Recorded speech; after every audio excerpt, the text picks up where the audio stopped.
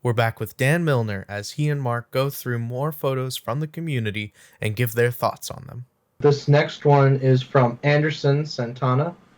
He took this in Japan in 2019. It was a very chaotic crossroads, but for this one short moment, it felt like it was just him and this gentleman. They were the only two people there. Yeah, I mean, look, it's a street image, and it's 100% based on graphics. And what's interesting to me is it reminds me of some of the color theory diagrams and forms that I used to study all the time in college, even though that's obviously a monotone image. But I love the fact that the center line disappears, sort of, it blends with the outside of the frame. So it almost looks like this image has legs, or it's an image made of pants, if you know what I mean. And so I love it. It's graphic. It's simple. And this is like something really solid that you could use for a layout. I always look at photographs on how they could be used in a publication and how many different ways of using type on a page like this, an image like this. So it's solid and graphic and basic, but not in a bad way. Basic in a good way. Boom. All right. This one is from Julian Ray. He was commenting that it's currently the end of a holy season in Buddhism. Here it is, and so this full moon marks the height of the second most important holiday in the Buddhist year. And so even though they can't, do it quite traditionally, what they have been doing, he's really enjoyed seeing the younger people still having an opportunity to experience this with like the light and all the magic that kind of comes with it. Yeah, it's nice, really nice light. That girl is tiny, but look at that face. I mean, what a cute girl. I like it. I would also love to see a version of this that's cropped a little tighter. So if you brought the crop down to basically about here on the girl in the foreground, I would love to see if it eliminated the face of the girl in the background, just to kind of compare the two to see if it's a stronger image with just the singular face, or and it does that second face sort of compete with the first one. But in terms of like depth of field, sharpness, etc., it's nice to have the extra hand in the background coming in to light the additional candle. But the only thing I would experiment with just for fun is a tighter crop. Deva in India, she's been doing street photography for about a year, and this was one of the images she shared. It's funny. There's repeating shapes, sizes, numbers. You have the repeating puddles. You have the repeating stones, and you have the repeating humans. And I think that's, to me, what makes this frame. And also the road, again, that's pulling your eye from the subject in the foreground to the subject in the midground to the subject in the background. Yeah. And so the repetition of shapes is what does it for me. It's it's clean and solid. Boom. All right. This one's from our friend Ram, and it's called Fun with Nature. Yeah, I mean, what kid doesn't like riding a bike? So, this reminds me of childhood. It's simple, clean, and graphic. You have the mow strips on the grass, which is very, very helpful. Yes. I think those lines that are pulling you towards the bike and then pulling you towards the tree.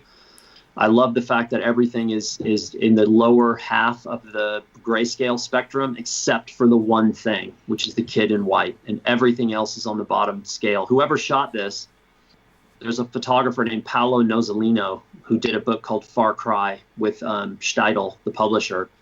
Look at Far Cry, because Nozzolino's work is all in the bottom half of the spectrum. It's all shades of black and very, very little high end, but it's so beautiful. And I think if you make pictures like this and you like pictures like this, I think Nozzolino is somebody to know about. All right. This next one is interesting. It's by Chad Tobin, and it is a photograph of Robert Frank in his kitchen in Nova Scotia just after he grabbed one of my cameras and started taking pictures. I went and looked it up, and he even wrote an artiel about Frank. this. So, yeah. Wow. I was going to say that a millisecond after seeing that, I'm like, that's Robert Frank. This looks like it was made on 35 millimeter film. It has that distinctive film look to it. It's simple. I mean, Frank's a legend, obviously. Yeah. The light is beautiful. I love the shallow depth of field. I love the fact that he's holding up this camera. Yeah, I mean, this is one for the notebook. This is one for the gallery, and this is one for the history of photography, because the Americans, that book is, probably influenced as many people in the documentary world as any book ever done. And so, yeah, this is a great pick. I mean, this is the kind of pick every photographer I know, every legitimate professional photographer would want this print. A side note, I was talking with Annie Leibovitz once, and she said, we went to the same the same school, the San Francisco Art Institute, and she said, who were our mentors back then? I said, Cartier-Bresson, and she said, yeah, and Robert Frank. So, hey, there's at least two photographers that have been greatly influenced by this guy's work, and also he was an incredible filmmaker as well. But this is... And my favorite Annie Leibovitz work is the first work she ever did, which was the tour with the Stones. Exactly. And there's a picture of her on her knees in a camera store in New York, picking out a camera out of the display. And it was 35 black and white reportage, and it was of the Stones. And it was so honest and pure and awesome, and also in depth, because she was with them forever. And I guarantee if Frank was, maybe that was the influence for her to work that way. Because she doesn't, that's not what she's known for now, but I love that work. I love this pick. I mean, it's a fantastic image. It really is. Okay, this next one is from Mark, and this is a custom-made motorcycle. A Ducati, no less, right? Or is that what is that? Moto Guzzi? Ducati? I can't... I don't know, but all I know is, and I love motorcycles, and I've ridden motorcycles my whole life. I don't have one right now, but I look at a bike like that, and if you don't ride bikes like that, you have no understanding of the power to weight ratio and the speed, and it's so terrifyingly fast. Like the last bike like that I rode, I never got out of second gear because I was so terrified of the bike. So this to me as a photograph is more of a product shot, and there's a couple of things that are nice about it. Is one, you have the fall colors, you're in the middle of the road, you have the dotted line leading your eye to the horizon, you have the edges of the road that are leading. It's solid, it's clean, and the photo does what it's supposed to do, which is to highlight the bike. The bike is still the primary driving factor, but you have a very nice, quiet background. And then the back of my head, I'm like, oh my God, a bike that fast with that much power on a road covered in leaves. That's why I don't ride a motorcycle anymore, or at least right now. It's just terrifying to me. But very, very solid, great color, nice balance, not over processed. It's good. And just be careful, man.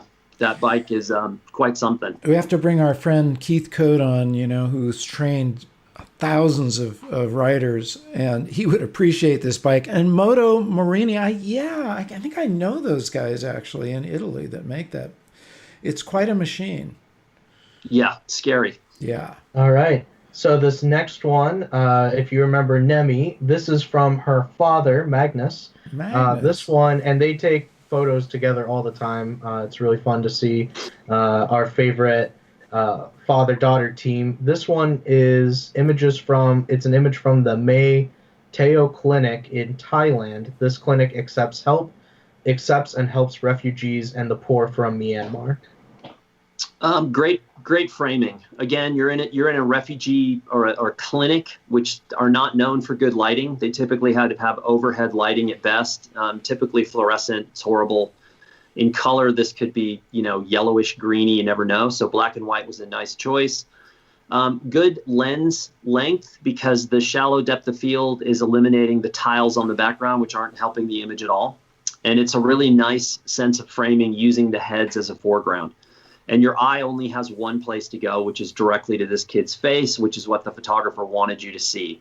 So it's clean and simple. It's a very professional kind of image. I mean, if a top photojournalist was assigned to a facility like this, you might see an image like this. It's a very, a great way of dissecting what you have to work with, which is often not stellar in a place like this. The people are great. It's just that the conditions are typically not great to photograph in. Yeah. So you made the best of it. Dan, at first I was going to say maybe crop the figure in the left, but then as I look at it, it actually forms a frame Yeah. that makes the child really, really stand out. But you're right, that If lighting. I was going to crop one side, I'd crop the right, just a tiny bit. Just that little edge there. Not that I don't think it needs cropping, but if I was going to crop a side, because I do think that the person on the left anchors that side of the frame. It's really, yeah. I mean, listen, and it is difficult lighting. It's fluorescent or whatever. It's not great lighting, but it worked really well. We hope that you enjoyed that video. If you did, please give it a like and leave a comment. We love to hear from you. If you want to see more videos like this, be sure to subscribe and ring that notification bell so that you can know when all of our future videos come out. And finally, be sure to get out there and capture your own images of life.